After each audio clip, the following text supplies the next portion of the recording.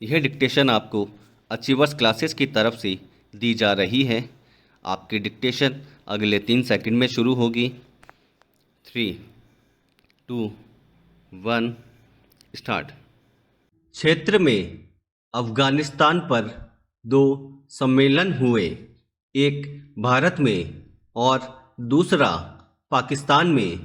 सिद्धांततः दोनों सम्मेलन का मुद्दा एक ही था कि अफगानिस्तान में हालात कैसे संभाले जाएं।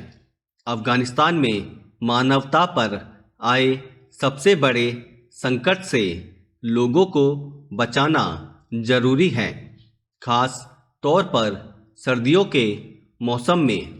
अफगानिस्तान के लिए ये सर्दियां आम सर्दी के मौसम जैसी नहीं होंगी। पाकिस्तान की मदद से अफगानिस्तान पर तालिबान के कब्जे के बाद वह यहाँ की पहली सर्दी होगी। तालिबान ने अमेरिका के पूरी तरह से अफगानिस्तान छोड़ देने से पहले ही अफगानिस्तान पर काबिज होकर अराजकता और अनिश्चितता की स्थिति पैदा हो गई। यह स्थिति समय के साथ और खतरनाक हो रही है। पैरा। राष्ट्रीय सुरक्षा सलाहकारों की भारत में हुई बैठक में रूस और ईरान के अलावा 5 मध्य एशियाई देशों उज़्बेकिस्तान, किर्गिस्तान, तुर्कमेनिस्तान, कजाकिस्तान और ताजिकिस्तान के सुरक्षा सलाहकार मौजूद रहे। सबका एक ही मकसद था, अफगानिस्तान के लोगों की तकलीफ को कम करना।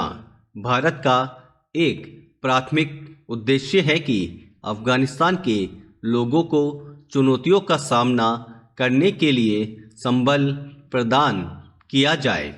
अब यह जग जाहिर है कि तालिबान और पाकिस्तान एक दूसरे के लिए काम कर रहे हैं। उन्हें जनता की चिंता नहीं है। तालिबान अंतर्राष्ट्रीय मान्यता और सहायता पाने में लगा है, जबकि पाकिस्तान अफगानिस्तान में सरकार चलाने के लिए हर मोर्चे पर तालिबान की मदद कर रहा है। पैरा। दिल्ली सम्मेलन के बाद आया वक्तव्य मानवीय और अफगानिस्तान की जनता के हित में था।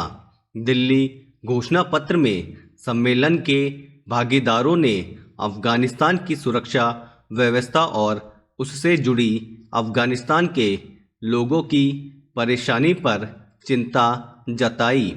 साथ ही उन्होंने कंदुज, कंधार और काबुल में आतंकी हमलों की भी निंदा की।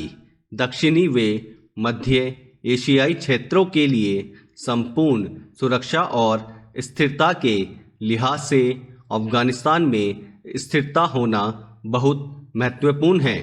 सर्दियों में अफगानिस्तान के नागरिकों की मुश्किलें बढ़ गई हैं।